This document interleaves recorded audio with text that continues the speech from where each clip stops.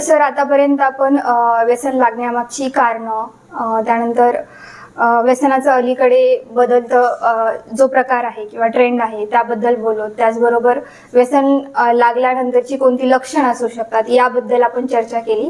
आता आपण थोडं मेडिकल टर्म्स कडे जाऊयात की व्यसनाचे शरीरावर कोणते दुष्परिणाम होतात.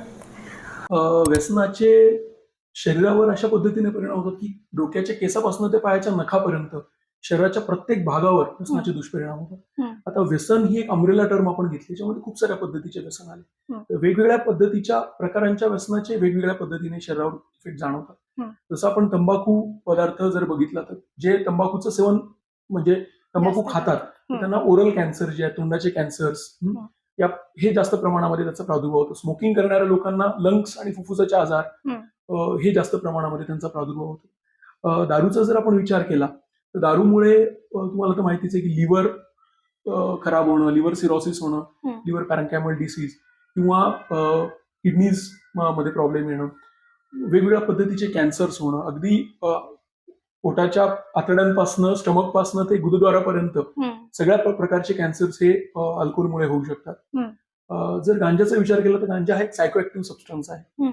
तर तो सायकोएक्टिव्ह सबस्टन्स आहे, त्याच्यामुळे अमोटिवेशन सिंड्रोम नावाचा एक आजार होतो गांजामुळे.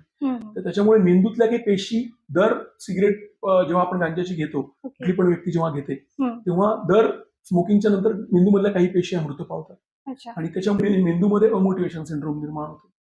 तर या पद्धतीने खूप जास्त प्रमाणामध्ये शारीरिक दुष्परिणाम हे प्रत्येक व्यसनाचे आपल्याला बघायला मिळतात. आता डिजिटल ऍडिक्शनचा जर विचार केला तर त्याच्यामुळे डोळे खराब होतात, माणसाची क्रियाशीलता कमी होते, एक आळस, एक अमोटिवेशन एक निर्माण होतं, काहीतरी करायची जिद्द कमी होते, क्रियाशीलता तुमची कमी होते. म्हणजे थोडक्यात सांगायचं तर शारीरिक प्रचंड प्रमाणामध्ये शारीरिक दुष्परिणाम प्रत्येक व्यसनाचे होत असतात. व्यसनामुळे मी त्याच्यात ऍड करून मी म्हणेल की फक्त शारीरिकच नाही तर मानसिक परिणाम पण होतात. त्या व्यक्तीची मानसिकता डिस्टर्ब होते, कारण व्यसनाच्या प्रभावामध्ये राहिल्यामुळे कुठेतरी तो त्याचं रेग्युलर काम आहे, आता तो विद्यार्थी असेल तर त्याचा अभ्यास कमी होतो, त्याचा तिथे परफॉर्मन्स कमी पडतो. जर तो जॉब करत असेल तर त्या जॉबच्या ठिकाणी त्याचं काम कमी होतं, जसं की वारंवार सुट्ट्या मारणे, कामाच्या ठिकाणी न जाणे, कामामध्ये कुठेतरी इनइफिशियन्सी होते, त्याचं जे प्रोडक्टिव्हिटी असायला पाहिजे तेवढी राहत नाही.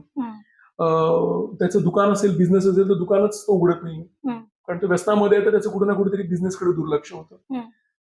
व्यसनाच्या आहारी गेल्यामुळे बऱ्याचदा चुकीचे निर्णय घेतले जातात, म्हणजे यातनं तुमच्या क्रियाशीलतेचं नुकसान होतं, तुमच्या व्यावसायिक आयुष्याचं नुकसान होतं. तुमची साहजिक गोष्ट आहे की जेव्हा तुमची क्रियाशीलता बिघडते तुमचं आर्थिक आरोग्य पण धोक्यात येतं, म्हणजे तुमचं कमाई जी आहे ती पण व्यसनामुळे कमी होते.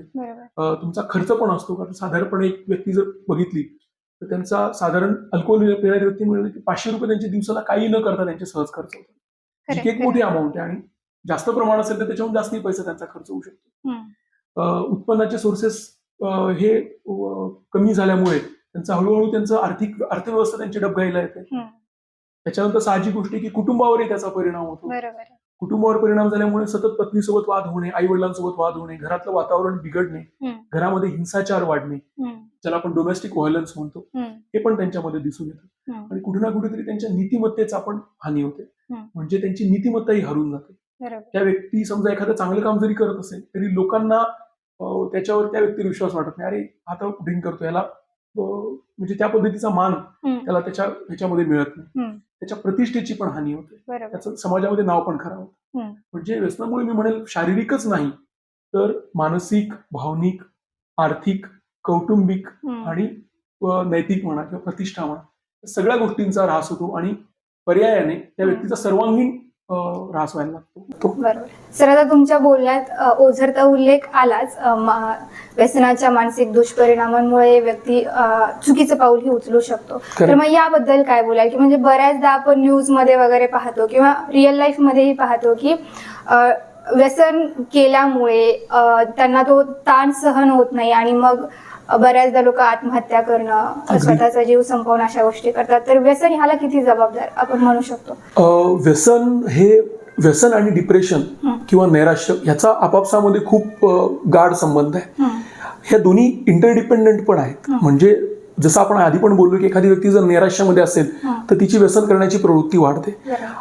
आणि याचाच व्हायचा वरसा म्हणजे एखाद्या व्यक्तीचं व्यसन करण्याचं प्रमाण वाढलं तर ती व्यक्ती निराशेमध्ये जाते.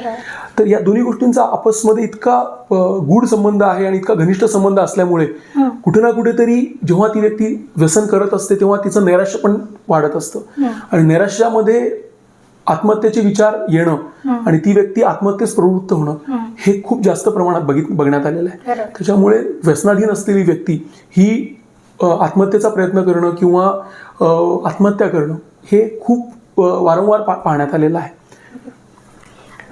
सर, व्यसन टाळण्यासाठी तरुणांनी नेमकी कोणती काळजी घ्यावी? सर्वप्रथम मी असं म्हणेल की व्यसनांविषयी जागरूकता समाजामध्ये निर्माण होणं फार आवश्यक आहे. जर शाळांच्या मध्ये कॉलेजेसमध्ये जर या मुलांमध्ये जर व्यसनांसंबंधी जागरूकता निर्माण केली की हे पदार्थ आहेत यांचं सेवन यांचं कन्झम्पशन नाही करायला पाहिजे, तर पहिला जो ब्रेक आहे हा सगळ्यात उत्तम ब्रेक आहे. पहिलेच जर तुम्ही त्या व्यसनांकडे जाऊ नका, जर हे प्रायमरी प्रिव्हेन्शन ज्याला मी आमच्या सोशल मेडिसिनच्या भाषेमध्ये प्रायमरी प्रिव्हेन्शन म्हणतो, म्हणजे तुमची जागरूकता इतकी असली पाहिजे की तुम्ही पहिल्यांदाच त्या गोष्टीकडे जाऊ नये. जर हे आपण केलं तर खूप साऱ्या पद्धतीने आपण व्यसनाला आळा घालू शकतो. तर आता तरुणांनी पहिली गोष्ट म्हणजे या व्यसनांसंबंधी माहिती मिळाल्याच्या नंतर एक स्वतःच्या मनामध्ये एक दृढ निश्चय केला पाहिजे की मी कुठल्याही पद्धतीने या व्यसनांचं सेवन करणार नाही, व्यसनाच्या आहारी जाणार नाही. कारण एकदा व्यसनांचा वापर करायला लागल्याच्या नंतर मग नंतर त्याला कंट्रोल करणं फार कठीण आहे. आणि जर त्या व्यक्तीमध्ये बाकीच्या काही गोष्टी असतील, जसं ताणतणावाचं त्या व्यक्तीला ताण घ्यायची सवय असेल, जसं आपण आधी पण बोललो अनुवंशिकता असेल व्यसनाची, किंवा त्या व्यक्तीचं कोपिंग मेकॅनिझम जे ताण सहन करण्याची क्षमता कमी आहे, ह्या गोष्टी असतील तर ती व्यक्ती व्यसनाकडे म्हणजे व्यसनाधीन होण्याकडे त्या व्यक्तीची वाटचाल होऊ शकते. म्हणून पहिला ब्रेक उत्तम ब्रेक हे सगळ्यात महत्वाचं. ओके सर, आपण इंट्रोमध्ये सांगितलंच की आतापर्यंत तुम्ही जवळपास 5,000पेक्षा जास्त पेशंट्सला ट्रीट केलेलं आहे. तर आमच्या प्रेक्षकांना हे जाणून घ्यायचं आहे की व्यसनमुक्तीची नेमकी प्रक्रिया कशी असते, त्याची सुरुवात कशी होते आणि त्याचे टप्पे कसे असतात? अगदी आजकाल आपण ॲडव्हर्टायझेसमध्ये पाहतो आणि पेपरमध्ये वाचतो की एखादं नाकामध्ये ड्रॉप टाका किंवा एखादं इंजेक्शन घ्या, ते इंजेक्शन कुठेतरी घेतल्याने दारू सुटते किंवा व्यसन सुटतं. तर लक्षात घ्या, हे इम्पॉसिबल आहे. काही केसेसमध्ये चमत्कारिकरित्या असा त्याचा रिझल्ट येऊ शकतो भीतीपोटी की मला इंजेक्शन दिले मी व्यसन करणार नाही. मात्र ही शास्त्रशुद्ध प्रक्रिया नाहीये. जी शास्त्रशुद्ध प्रक्रिया, जी सायंटिफिक प्रोसिजर आपण म्हणतो, त्याच्यामध्ये व्यसनमुक्तीच्या 2 टप्पे येतात. जी पहिला जो टप्पा आहे त्याला आम्ही म्हणतो डिटॉक्सिफिकेशन किंवा आपण सर्वसामान्य भाषेमध्ये आपण त्याला शुद्धीकरण म्हणूयात. तर जी व्यक्ती व्यसनाधीन झालेली व्यक्ती जेव्हा आमच्याकडे येते तर सगळ्यात पहिले त्याच्या व्यक्तीच्या शरीरामध्ये जे विषजन्य पदार्थ निर्माण झालेले आहेत, खूप काळ व्यसन केल्यामुळे जे विष एका पद्धतीचं निर्माण झालेलं आहे, बऱ्याचशा व्हिटॅमिन्सची त्याच्या शरीरामध्ये कमतरता असते, बरेचसे सबस्टन्सेस त्यांच्या शरीरामध्ये त्यांचे जे विषाच्या स्वरूपामध्ये जमा झालेलं असतं, हे शरीरातनं पहिले काढून टाकणं आवश्यक आहे. म्हणजे थोडक्यात आपण त्या शरीराचं शुद्धीकरण करणं आवश्यक आहे. गरज हे शुद्धीकरण दवाखान्यामध्ये भरती करूनही करता येतं किंवा हेच शुद्धीकरण आपण काही औषधांच्या मार्फत, आणि जर ती व्यक्ती पथ्य पाळण्यासाठी रेडी तयार असेल तर आपण त्यांना घरी पण औषधी देऊन करू शकतो. तर डिटॉक्सिफिकेशन मध्ये शुद्धीकरण हा एक भाग झाला. दुसरा जो डिटॉक्सिफिकेशन भागमध्ये तो आहे विड्रॉल सिम्पटम्स नीट करणे. आता काय होतं, जेव्हा कुठले पण व्यसनी पदार्थ खूप एका ठराविक कालांतरासाठी घेतले जातात तेव्हा त्या पदार्थांवर आपलं शरीर हे डिपेंडंट बनून जातं. फॉर एक्झाम्पल, जर दररोज तुम्हाला दारू प्यायची सवय आणि तुम्हाला एकदम सडनली तुम्ही ड्रिंक बंद करताय तर तुम्हाला काही त्रास होणार, ज्याच्यामध्ये हाताला थरथरी येणे, घबराट बेचैनी होणे, झोप न येणे, तल्लफ लागणे, खूप जास्त प्रमाणामध्ये आठवण येणे व्यसन करण्याची, त्याचप्रमाणे चिडचिडेपणा येणे. तर अशा पद्धतीचे विड्रॉल सिम्पटम्स दिसू शकतात. आता हे विड्रॉल सिम्पटम्स ह्या व्यसनाच्या प्रकारानुसार बदलत असतात. प्रत्येक व्यसनाचे विड्रॉल सिम्पटम्स हे वेगवेगळे असतात. जसे तंबाखूचे विड्रॉल सिम्पटम्स म्हणजे चिडचिडेपणा येणे, खूप जास्त प्रमाणात तल्लफ येणे, राग येणे, अस्वस्थ वाटणे, बेचैन वाटणे, एकाग्रता न करू शकणे, हे विड्रॉल सिम्पटम्स तंबाखूचे आहेत. दारूच्या बद्दलचे जे विड्रॉल सिम्पटम्स आहेत हे आपण बोललो.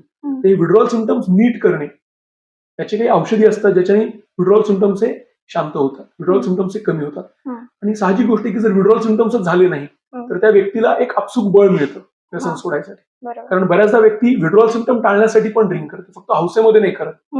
बऱ्याचदा त्याला त्रास व्हायला लागले की त्याला ड्रिंक करावं लागतं. त्याच्यामुळे जर विड्रॉल सिम्पटम नीट झाले आणि तलप कमी करण्याची पण औषधं जर आपण त्याला दिली तर आपसूक त्याचं व्यसन करण्याचं प्रमाण हे सुरुवातीच्या काळामध्ये कमी होऊन जातं. याला मी म्हणतो डिटॉक्सिफिकेशन. ही पहिली व्यसनमुक्तीची प्रक्रिया झाली. आणि त्याच्यानंतरची दुसरी जी स्टेप आहे त्याला आम्ही म्हणतो रिलॅप्स प्रिव्हेन्शन. रिलॅप्स प्रिव्हेन्शन म्हणजे काय, की एकदा आपण त्या व्यक्तीला व्यसनाच्या विळख्यातनं बाहेर काढलं, आता ती व्यक्ती पुन्हा व्यसनाकडे जाऊ नये. तर याच्यामध्ये रिलॅप्स प्रिव्हेन्शन मध्ये काही महत्वाच्या गोष्टी, त्याच्यामध्ये काउन्सिलिंगचा खूप महत्वाचा रोल आहे. आमच्या काही सायकोथेरपीज आहेत ज्याला आम्ही काउन्सिलिंग टेक्निक्स पण आपण म्हणता येईल. CBT जसं कॉग्निटिव्ह बिहेवियरल थेरपी आहे, किंवा एक मोटिवेशनल एनहान्समेंट थेरपी आहे. म्हणजे मोटिवेशन अप्रोच म्हणजे इच्छाशक्ती त्या पेशंटमध्ये जागरूक करणे आणि त्याला व्यसनापासून दूर मेंटेन ठेवण्यासाठी त्याच्यामध्ये काही गोष्टी सांगितलेल्या, त्या गोष्टींचं पालन करणे, त्याला त्या पद्धतीने मोटिवेट करत राहणे, ही फार महत्वाची थेरपी आहे. ही रिलॅप्स प्रिव्हेन्शनमध्ये फार आवश्यक आहे. त्याच पद्धतीने एक चांगलं जीवनशैली, आपण मागे पण बोललो की बदलत्या जीवनशैलीचा पण व्यसनावर परिणाम झालेला आहे. तर चांगली जीवनशैली अनुकरण करणे, जसं की त्याच्यामध्ये योगासनं असतील, त्याच्यामध्ये प्राणायाम असेल, रेग्युलर व्यायामाचं रूप असेल, एखादा खेळ किंवा एखादी कला अंगी जोपासणे असेल, आणि त्या व्यक्तीच्या वेळेचं 24 तासांचं पूर्णपणे नियोजन करणे, या सगळ्या गोष्टी आणि त्याची जीवनशैली ज्याला म्हणलेलं आहे की निरामय जीवनशैली, ती आपण त्या व्यक्तीला गाईड करणे, जेणेकरून त्या व्यक्तीला आनंदासाठी किंवा दुःख टाळण्यासाठी किंवा विड्रॉल सिम्पटम टाळण्यासाठी व्यसनाची आठवणच नाही आली पाहिजे. तर हे हे आपलं मेन साध्य आहे जे आम्ही रिलॅप्स प्रिव्हेन्शन मध्ये करतो. तर याच्यामध्ये आम्ही औषध गोळ्यांच्या सोबतच ह्या ज्या काउन्सिलिंग टेक्निक्स आहेत आणि हे जे लाईफस्टाईल कोचिंग जे आहे हे पण आपण त्याला त्या व्यक्तीला आपण देऊ शकतो. याच्यासाठी दुसरा एक उत्तम पर्याय म्हणजे व्यसनमुक्ती केंद्राची निवड करणे. कारण व्यसनमुक्ती केंद्रामध्ये ती व्यक्ती त्या व्यसनापासून तर दूरच राहणार, प्लस त्याच्यात पॉझिटिव्ह जीवनशैलीवर आपण काम करू शकतो. त्याच्यामुळे रिलॅप्स प्रिव्हेन्शनसाठी व्यसनमुक्ती केंद्र असेल किंवा घरी जर आपल्याला काही गोष्टी करणं शक्य राहत असतील तर घरी, या दोन्हीच्या माध्यमातून आपण व्यसनापासून दूर राहू शकतो. ओके सर, आता तुम्ही बोललात ते आपण ट्रेडिशनल ड्रिंकिंग मधून बाहेर पडण्याच्या प्रोसेस होत्या किंवा स्टेप्स होत्या, पण मग ज्यांना डिजिटल ॲडिक्शन झाले की मग ते गेमिंगच्या खूपच आहारी गेलेत किंवा मग अडल्ट कंटेंट मोठ्या प्रमाणात पाहायची सवय झाली, तर मग त्यांना आपण त्यातून कसं बाहेर काढतो? डिजिटल ॲडिक्शन जे आहे ते पण त्याचा जो मेन मेकॅनिझम आहे ते पण रिवॉर्ड पाथवेच आहे, जे आपण आधी बोललो, जी रिवॉर्ड सिस्टीम आहे मेंदूमध्ये आणि त्याच्यामध्ये डोपामिन स्त्रवतं.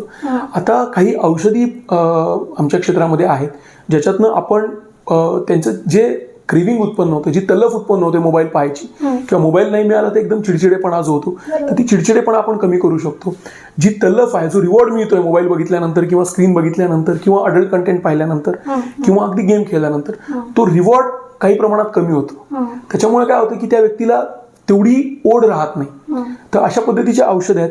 आणि पुन्हा मी म्हणेल की औषधोपचार आणि समुपदेशन या दोन्हीच्या माध्यमातून आपण डिजिटल ॲडिक्शनवर पण काम करू शकतो.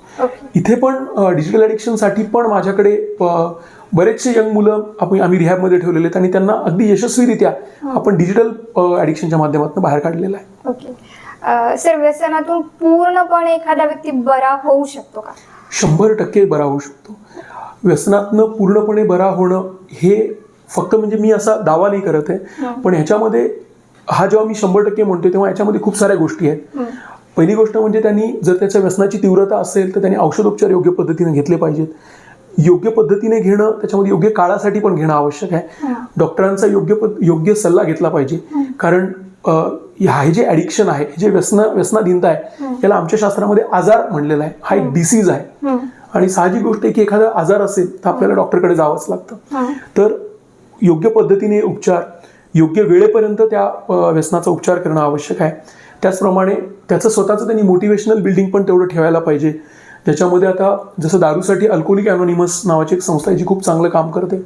तर अल्कोहोलिक अनॉनिमस हे तुम्हाला मेंटेन ठेवण्यासाठी नंतर म्हणजे जे रिलॅप्स प्रिव्हेन्शन जी मी म्हणालो की त्याच्यामध्ये तुमचं मोटिवेशन चांगलं असणं आवश्यक आहे. मोटिवेशन म्हणजे इच्छाशक्ती चांगली असणं आवश्यक आहे. एक चांगलं ध्येय तुम्ही ठेवणं आवश्यक आहे. याच्यामध्ये तुम्हाला समुपदेशक मदत करू शकतात, अल्कोहोलिक अनॉनिमसचे मेंबर्स मदत करू शकतात. तर या पद्धतीने जर आता हा एक प्रवास आहे, म्हणजे एक लक्षात घेतलं पाहिजे की खूप सारे लोक दावा करतात की एका झटक्यामध्ये आम्ही एखादं इंजेक्शन देऊन किंवा एखादी चिप टाकून आम्ही व्यसन सोडू देऊ. तर व्यसन त्याच्याने सुटणार नाही. तुम्ही काही काळात तुम्ही व्यसनापासून दूर राहू शकता, भीतीपोटी म्हणा किंवा तुमच्या स्वतःच्या इच्छाशक्तीने असेल तर इच्छाशक्तीने असेल. मात्र जर तुमचं अल्टिमेट जी गोष्ट आहे ती आहे मोटिवेशन, तुमची इच्छाशक्ती इतकी प्रबल हवी की पुन्हा मी त्या व्यसनाकडे जाणार आहे. आणि जर हे इंडिव्हिज्युअल फॅक्टर ज्याचा रोल 10 ते 20% आहे, ते एखाद्या व्यक्तीने जर स्वतःचं मोटिवेशन केलं तर निश्चितच मी म्हणेल की 100% व्यसनातनं बरं होणं शक्य आहे. ओके सर, माझा शेवटचा प्रश्न असा आहे की व्यसनाबाबतचे समाजात असो लोकांमध्ये असो नेमके गैरसमज कोणते आहेत? अगदी, तर बऱ्याचदा लोकांना, आता जसं मी सांगितलं की व्यसन हा एक आजार आहे, तर बऱ्याचशा लोकांना हे वाटतं की व्यसन ही एक सवय आहे. जसं की चहा पिण्याची सवय, जसं की एखाद्या व्यक्तीला उशिरा उठण्याची सवय असते. तर लोकांनी हे लक्षात घेतलं पाहिजे की व्यसन हा एक आजार आहे, हा एक मानसशास्त्रीय आजार आहे, हा एक सायकोलॉजिकल इलनेस आहे आणि ज्याच्यासाठी उपचार घेण्याची गरज आहे. कित्येकदा लोक, मग आता आम्ही पाहतो की बऱ्याचदा आई असेल किंवा बायको असेल, हे त्या पेशंटला सतत म्हणतात, अरे किती पितोयस, तुला प्यायची किती सवय लागली, सोड ना सवय. पण त्यांना ज्ञानाभावी हे माहिती नसतं की बाबा हा एक आजार आहे आणि हा ज्या पद्धतीने एखादा जसं टीबी आजार आहे किंवा कोरोना आजार आहे ज्याच्यामध्ये आपल्याला उपचाराची गरज असते, त्याच पद्धतीने हा पण एक आजार आहे. तुम्हाला डॉक्टरकडे जाऊन तुम्हाला त्याचे विड्रॉल सिम्पटम्स ट्रीट करावे लागतील. व्यसनाच्या मागची कारणं आम्ही जे काढतो ती त्यांनी जाणून घेतली पाहिजे. की बऱ्याचदा काय असतं की व्यसनाच्या पार्श्वभागामध्ये डिप्रेशन लपलेलं असतं. म्हणजे ती व्यक्तीचं नैराश्य जर दूर केलं नाही तर तो पुन्हा व्यसनाकडे वळणारच आहे. जे व्यसन हे वरवरचं कारण आहे, मात्र त्याच्या आधी खाली कुठेतरी डिप्रेशन लपलेलं आहे, त्याच्या खाली कुठला तरी मानसिक ताणतणाव, तो पण ऍड्रेस करणं गरजेचं आहे. बऱ्याचदा काही परिस्थिती असतात ज्या टाळता येत नाहीत, जसं की एखादं आर्थिक नुकसान असतं, त्या काळामध्ये त्या आर्थिक नुकसानामुळे डिप्रेशन येऊ शकतं. त्या अनुषंगाने उपाययोजना केलेल्या पाहिजे. म्हणून हा फार कॉमनली मी पाहतो हा गैरसमज की व्यसन हा एक नुसती सवय आहे. बरोबर. दुसरा, मी काही लोकांचं व्यसन हे पाहिलेलं आहे की व्यसनांबद्दल गैरसमज म्हणजे मी घेतो पण मी कमीच घेतो, मी ड्रिंक करतो मात्र सर मी खूप कमी करतो. तर एक लक्षात घेतलं पाहिजे की व्यसनी व्यक्ती हे डिनायल नावाचा नेहमी युक्तिवाद करत असतात, ते नेहमी डिनायल मध्ये असतात. म्हणजे जे रोज पिणारे पण असतात ते पण आम्हाला म्हणतात सर मी कधीतरी घेतो. जे व्यसनामध्ये त्यांचं खूप नुकसान झालेलं आहे ते पण लोक म्हणतात आपण तर फार कधीतरी क्वचित हात लावतो. म्हणजे लक्षात घ्या की हे डिनायल किंवा ज्याला आम्ही मिनिमायझेशन म्हणतो, म्हणजे कमी करून सांगणे, हे दोन प्रकारचे युक्तिवाद हे व्यसनी माणसांमध्ये नेहमी असतात. तर कुठे ना कुठेतरी ज्याला आपण म्हणतो की आय ओपनर त्यांच्यासाठी हवा, की डोळे त्यांचे खाडकन उघडले पाहिजेत, की त्यांना जोपर्यंत लक्षात येत नाही की अरे मी जे सांगतोय ते कमी सांगतोय, माझं खरं पाहिलं, स्वतःशी प्रामाणिक राहून याच्यामध्ये आपण बघितलं पाहिजे की बाबा माझं खरंच पिण्याचं प्रमाण किती आहे, माझं आत्मपरीक्षण आपण त्याच्यामध्ये केलं पाहिजे. तर त्याच्यामुळे काय होतं, या दोन युक्तिवादांमुळे नेहमी ती व्यक्ती जी आहे ही डिनाय करत राहते आणि सतत एक गैरसमज त्याच्यामुळे पसरलेला आहे, मी काय एवढं पितच नाही. तर हा चुकीचा समज आहे. बेसिकली याच्यावर उपचार करणं आवश्यक आहे. सर, आता शेवटी ज्यांना व्यसन लागलं आहे, जे व्यसनाधीन झाले आहेत किंवा मग ज्यांना अगदी माहितीच नाहीये की मी व्यसनाच्या आहारी गेलोय, असेही व्यसनाचे प्रकार आपण याबद्दल चर्चा केलीच आहे. तर अशा व्यसनाधीन लोकांना तुम्ही काय सल्ला द्याल त्यातून दूर राहण्यासाठी? आता आपण याच्यामध्ये बघितलं पाहिजे की दारू संबंधी असेल किंवा व्यसनाचा प्रकार जर असेल त्याच्यानुसार हा उपचाराचं पद्धत जी आहे ती बदलत असते. जर दारूबद्दलच म्हणताल तर त्याचे खूप सोपे प्रश्न असतात. हे जर स्वतःच्या मनाला 4 प्रश्न जर आपण विचारले तर सहज कळू शकतं की मी व्यसनाधीन आहे की नाही. पहिला प्रश्न जर बघूया की 4 प्रश्न आपण स्वतःला विचारावेत दारू पिणाऱ्या व्यक्तींनी. हा एक फेमस क्रायटेरिया आहे ज्याला आम्ही केज क्रायटेरिया असं म्हणतो. तर केजमध्ये पहिला आहे तो सी म्हणजे कट डाऊन, की तुम्हाला कधी वाटलंय का तुम्ही तुमचं पिण्याचं प्रमाण कमी करावं. म्हणजे लोक म्हणतात म्हणून नाही, पण आपल्या मनाला वाटलंय. तर याचा अर्थ त्या प्रश्नाचं उत्तर हो आहे. दुसरा प्रश्न म्हणजे तुम्ही कधी अनॉइड फील केलंय का, म्हणजे लोक तुम्हाला टोमणे मारतायत किंवा लोक तुमच्या व्यसनाविषयी बोलतात आणि तुम्ही त्याच्यामुळे चिडचिड होते, तुम्ही इरिटेट झालायत का. तर याचं प्रश्नाचं उत्तर हो असेल तर तुमचा दुसरा क्रायटेरिया पण फुलफिल झाला. तिसरा प्रश्न आहे गिल्ट. गिल्ट म्हणजे काय, की तुम्हाला तुमच्या पिण्याबद्दल अपराधीपणाची भावना वाटली का.